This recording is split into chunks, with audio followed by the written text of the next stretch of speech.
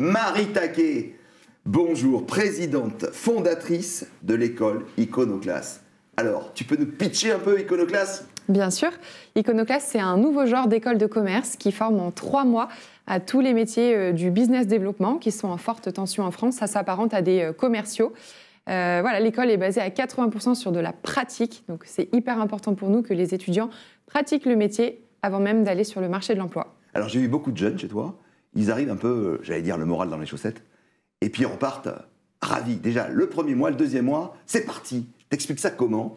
Alors, lorsqu'on a créé Iconoclass, on a vraiment travaillé sur le produit éducatif, être sûr que ce soit quelque chose qui correspond aux entreprises, vraiment dans le milieu du travail, être sûr que les commerciaux qu'on forme soient adaptés aux besoins des entreprises. Et en même temps, au niveau étudiant, on avait envie de quelque chose d'un peu moins ennuyant en termes d'éducation. Donc c'est vrai que pour nous, le fait qu'ils pratiquent aussi bien d'ailleurs les compétences techniques que leurs compétences plus soft skills, donc la confiance en soi, apprendre à poser sa voix, etc., c'était super important. Et voilà, je pense qu'on a essayé de créer un produit qui leur plaisait pour les rendre ambassadeurs et faire qu'on grandit petit à petit. Au début, c'était tout petit, on faisait des promos d'une dizaine de personnes. Aujourd'hui, on est plutôt autour des centaines de personnes, aussi bien en France qu'au UK. Au début, on a commencé vraiment sur donc les étudiants, tout le marché du B2C. Et aujourd'hui, on se tourne également vers le B2B en essayant de réentraîner les commerciaux dans les entreprises. Tu as parlé d'ambassadeur. Moi, j'ai envie de te parler de valeur, si ça te va. En fait, comment tu développes la valeur ?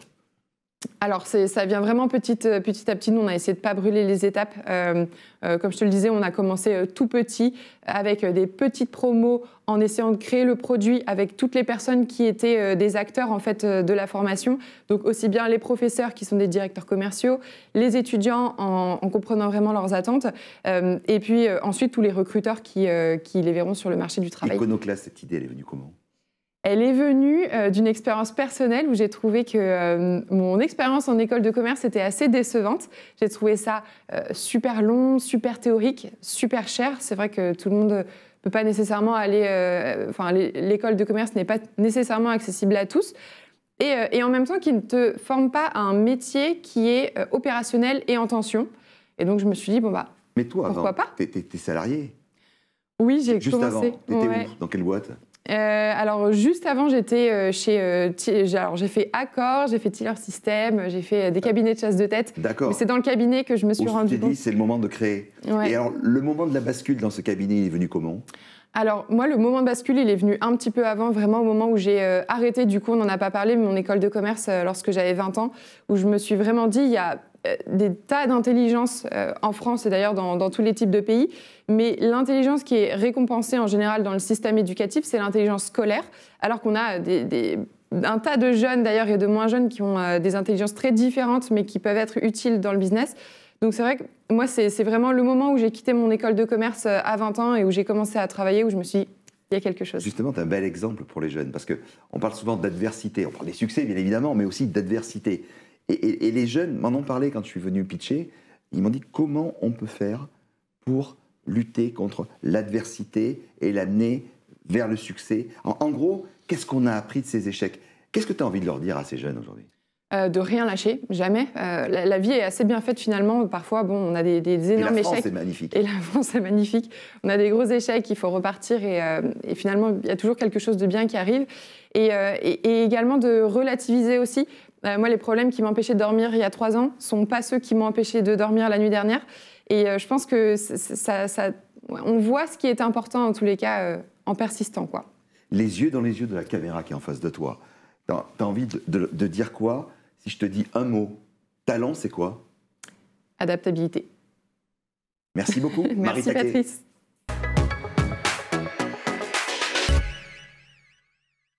Je suis ravi de recevoir Guillaume Quéroux, qui est fondateur d'une belle entreprise qui s'appelle Didaxis et président de la Chambre de commerce et d'industrie des Yvelines. Salut à toi, Guillaume. Salut, Patrice. Tu vas bien ? Ça va, ça va. Je suis assez admiratif de ton parcours. Tu es né au Val-Fouré et aujourd'hui, tu as la double casquette. Tous les jeunes qui nous regardent, qui nous écoutent, ils disent c'est impossible. Explique-nous. C'était un rêve d'enfant. Moi, j'ai créé ma première entreprise au collège, donc j'avais 11 ans. Et je n'ai cessé de créer au service des autres depuis maintenant un peu plus de 30 ans. Et c'est le message que j'ai envie de faire passer. À 11 ans, tu as créé ta première boîte. C'était quoi? Non, c'était un commerce. C'était un commerce. C'était une petite coopérative scolaire où on vendait des glaces, des pains au chocolat. Voilà, c'était histoire d'avoir une occupation, de ne pas aller en permanence. J'étais déjà disruptif à l'époque. Ouais. Et actif. Et actif, j'avais envie d'être utile, surtout. C'est ça. Alors, on s'arrête un petit peu sur Idaxis. Idaxis, le storytelling de ta boîte, c'est quoi? Aujourd'hui, c'est une plateforme de portage salarial qui gère 25 000 freelances que j'ai créée il y a 18 ans. Et dont l'activité va être multipliée par 3 dans les 12 prochains mois, parce qu'on est en pleine transition sociale. Transformation, métamorphose. Exactement, les emplois indépendants vont être multipliés par 2 dans les 10 prochaines années, et donc on a un véritable service, un outil au service de ceux qui veulent créer de la valeur, créer dans leur territoire. Alors justement, comment tu as su développer de la valeur ? Eh bien, il y a 20 ans, j'ai misé à fond sur le numérique, mais surtout, c'était la RSE, les valeurs pour lesquelles on fait ce qu'on fait, la passion qu'on met dans l'entreprise, et puis la collaboration avec un des premiers espaces de coworking de France que j'avais créé à la Goutte d'Or à l'époque, qui s'appelle La Manufacture, qui existe toujours, pour donner un peu de la cohésion à l'ensemble, à cet écosystème de talents, qui ont envie de travailler ensemble pour changer le monde. Voilà, c'est ça mon entreprise aujourd'hui. Quand je te vois, quand je t'écoute, quand je regarde tes yeux, tu es inspirant pour toi. C'est important, des patrons inspirants, non ? Surtout, moi je suis avant tout un citoyen et j'ai envie d'être utile. Je suis utile... Mais les patrons inspirants, je parle bien du patron inspirant. Non, mais l'inspiration, moi je le trouve dans tous les services que je rends aujourd'hui. Alors, au sein des armées, je suis réserviste, en charge de la conversion des officiers supérieurs. Au sein de la jeunesse, j'ai créé une fondation, la Fondation des talents. On ne pouvait pas l'inventer. Non, pour les jeunes issus de nos quartiers prioritaires de la ville. 2 mots, la Fondation des talents. La Fondation des talents, c'est simplement la contrepartie de tout ce que je gagne dans mon entreprise, de le mettre au service de ceux qui n'ont pas les moyens dans les territoires, et notamment dans les Yvelines, de pouvoir bénéficier d'une première aide pour lancer leur activité. Et puis, mon engagement auprès des entrepreneurs, tu l'as rappelé, au sein de la Chambre de commerce et d'industrie, mais avant, au sein du Club des entrepreneurs, qui fédère 26 000 chefs d'entreprise dans notre pays. Quand on réussit comme toi, sur plein de domaines. Politique, on parle de la CCI, c'est politique aussi, c'est pour les entrepreneurs, mais il y a des relations politiques. On parle de ton entreprise Idaxis, tu as dû avoir des gens, un peu des adversaires. Comment tu as géré? Comment tu gères? Des gens qui sont des fois jaloux, ça arrive, hein? On a l'impression que tu me connais bien. Non, mais l'adversité, ça fait partie du quotidien des entrepreneurs. Et puis, voilà, c'est le moteur des entrepreneurs, ce qui nous fait avancer, ce qui nous donne envie d'aller encore plus loin, de faire mieux. Venir, non aussi. Ouais. Et puis, quand on part de nulle part, de rien, on n'a rien à perdre. Ouais. Donc il faut se lancer, ce que j'ai fait lorsque j'ai raté mon bac, et après, lorsque j'ai eu mon 2e plan social, où là je me suis dit, allez, on se lance à... Mais tu vois, tu en parles librement des échecs. Qu'est-ce qui t'ont appris de tes échecs? Ça m'a appris la persévérance, l'humilité, et puis, la niaque, l'envie de changer ce monde, parce que je pense que c'est à la main des entrepreneurs, l'entrepreneur interprendere qui saisit avec la main, qui se saisit des problèmes et qui trouve des solutions. On ne sait faire que ça, trouver des solutions. C'est ça. Au fond de toi, tu en as parlé plusieurs fois, le mot de talent. Face à la caméra, les yeux dans les yeux, vis-à-vis de nos téléspectateurs, le talent, c'est quoi, Guillaume Quéroux? Alors, si je voulais être provocateur, je dirais que le talent, en fait, n'existe pas, en fait. Moi, c'est quelque chose qui me gêne quand on me dit que j'ai du talent ou qu'on a du talent. Je pense que le talent, c'est un chemin. C'est quelque chose qui se travaille. C'est pas quelque chose d'inné, mais tout le monde a un talent. C'est ça qui est formidable. Un talent caché, souvent, mais il faut travailler. Bon, un talent perçu, en tout cas, avec toi, ici, Guillaume Quéroux. Merci beaucoup. Merci.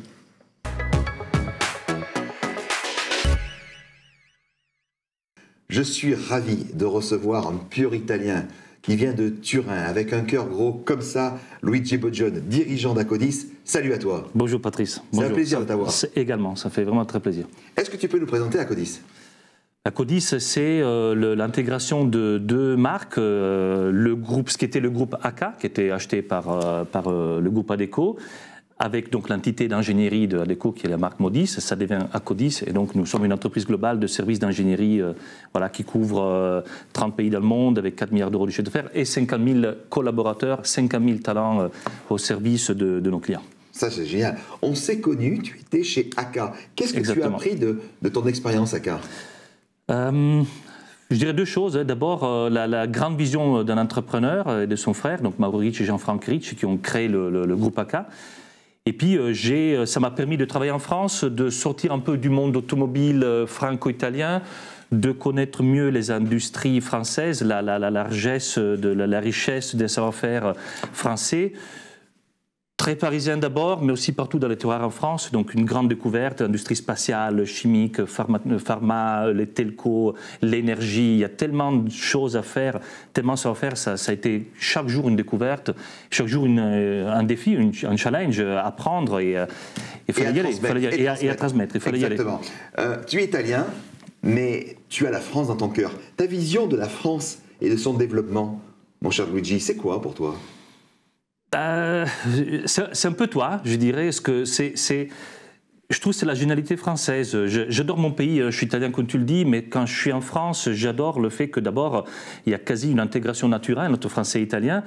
Et il y a un génie français dans ce que vous faites qui est inhabituel, insolite, inattendu, qui vous a permis de construire des grandes histoires dans l'aéronautique, dans le spatial, dans l'automobile et dans plein de choses, la mode, etc. Et donc, du coup, pour moi, la France va rester une grande source d'inspiration, une grande puissance mondiale dans l'inspiration pour tous. Et alors, comment développer les relations entre la France et l'Italie encore plus? Là, c'est presque... Là, c'est presque un peu politique, je dirais. Mais au-delà de ça, moi, je considère juste un truc. Quand j'ai une vie, je sais pas où je suis. Hein. Je vis entre la France et l'Italie. Juste un exemple, si je dois manger des bons fromages et boire du bon vin, je sais que je suis dans un pays parfait, qui est France-Italie. Ouais. Donc, si on était vraiment ensemble, je pense que ça serait juste extraordinaire. On est deux pays différents. On doit s'intégrer de plus en plus, on doit vraiment créer l'Europe. Maintenant, il y a aussi un contexte politique qui nous met devant des gros challenges, de gros risques pour notre futur. Je pense que nos richesses sont là pour nous obliger à travailler ensemble. Beaucoup des intervenants tout à l'heure ont parlé de désiloter, d'un monde dans lequel on doit collaborer, on doit travailler ensemble. Je pense que les efforts doivent aller au-delà des divisions politiques, au-delà de petites querelles entre pays différents, pour en réalité permettre aux talents de s'associer, de collaborer, de créer quelque chose ensemble. Et entre France et Italie, il y a plein d'histoires. Et les marques qui achètent l'Europiana, ça permet à l'Europiana d'exploser, par exemple. C'est génial. C'est génial. Je trouve ça... Tu as dit un mot important, le mot talent. Oui. Pour toi, face à la caméra qui est juste là, un talent, c'est quoi ? Je dirais que pour moi, le talent, c'est l'humanité, hein, c'est ce que nous sommes. Après, on a parlé beaucoup de comment permettre à un talent de fleurir, hein, d'exploser. Il faut du travail, de la discipline, mais il faut aussi permettre à tout un chacun d'être dans un contexte qui lui permet de se développer. Et donc, du coup, c'est un effort collectif et individuel. J'ai entendu beaucoup parler d'échec. Je pense que l'échec, surtout, c'est la solitude. Quand on est seul, on ne peut pas se développer. Quand on est ensemble, on s'ouvre à la diversité et à la richesse, nos côtés négatifs disparaissent pour mettre en évidence nos côtés positifs.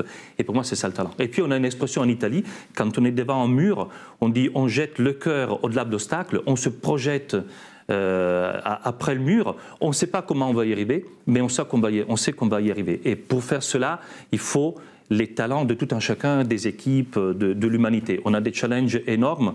J'espère que France-Italie soient toujours les balises un peu de l'humanité quand il le faudra, avec leur talent. Quelle force, quelle audace, quel plaisir et surtout quel cœur. Merci beaucoup à toi. Merci à toi, Patrice. C'est un vrai plaisir. Merci beaucoup.